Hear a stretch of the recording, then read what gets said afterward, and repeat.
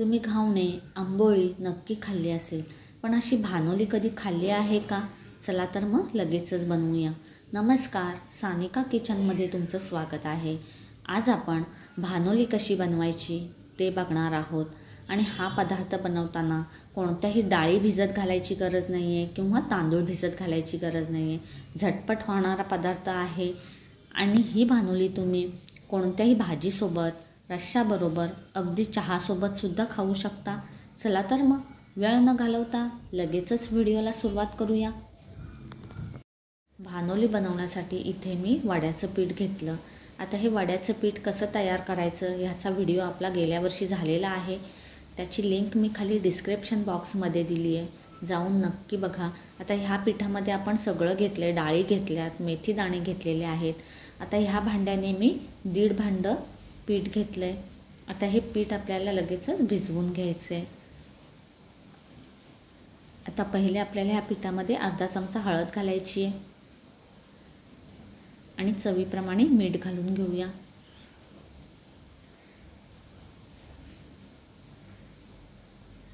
हळद आणि मीठ घातल्यानंतर मिक्स करून घ्यायचे.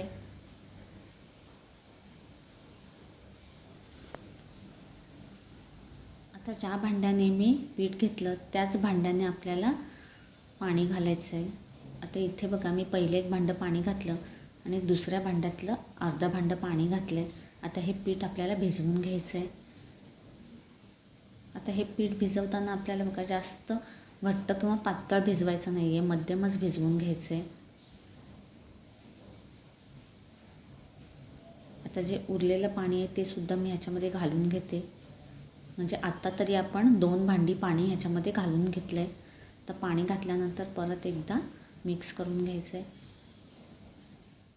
2 भांडी आपण ह्याच्यामध्ये पाणी घातलं तरी बघा हे पीठ अजून बरंच घट्ट आहे. आता आपल्याला ह्याच्यामध्ये परत थोडं पाणी घालायचं आहे. आता इथे मी अर्धं भांडं पाणी घेतलं आहे, त्याच्यातलं पाव भांडं पाणी ह्याच्यामध्ये घातलं. पाणी घातल्यानंतर परत एकदा पिठाचा अंदाज घ्यायचा आहे. आता हे उरलेलं सगळं पाणी मी ह्याच्यामध्ये घालून घेतलं. आता मिक्स करून घेऊया. आता 1.5 भांडं पिठासाठी आपल्याला बघा 2.5 भांडं पाणी लागलं.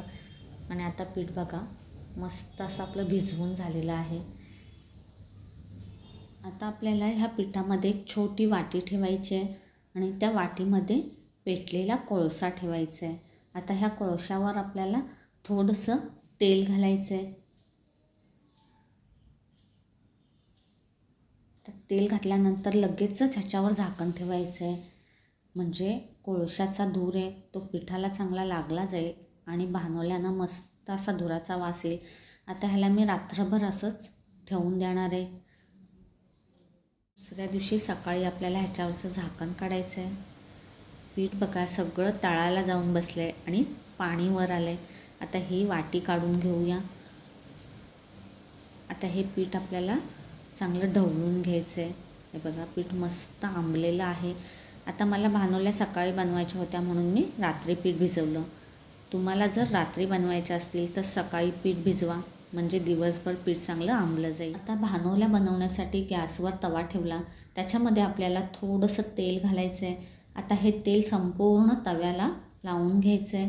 आता मोठ्या आचेवर आपल्याला तवा चांगला कडकडीत गरम करून घ्यायचं आहे. तवा चांगला गरम झाल्यानंतर आपल्याला हे पीठ पहिले तव्याच्या कडेने सोडायचं आहे आणि मग मधल्या भागामध्ये घालून घ्यायचं आहे. आता ह्या भानोल्या खरं तर बिडाच्या काईलमध्ये बनवल्या जातात, पण आता माझ्याकडे बिडाची काईल नाही आहे म्हणून मी ह्या तव्यामध्ये बनवते.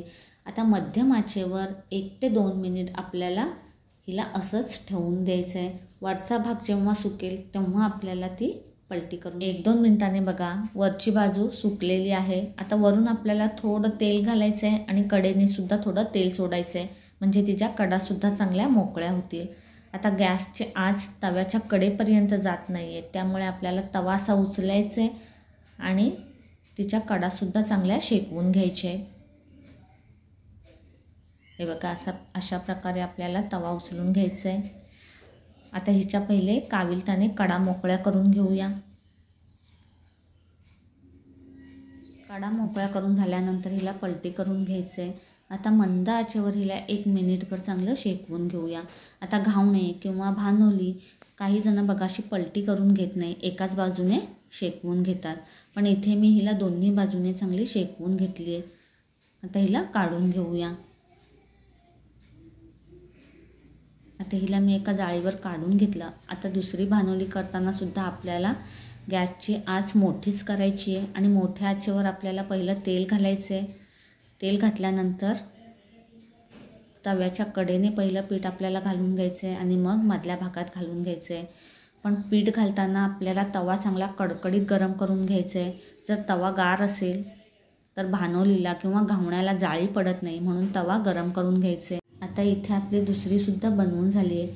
आता उरलेल्या सगळ्या पिठाच्या बनवून घेऊया.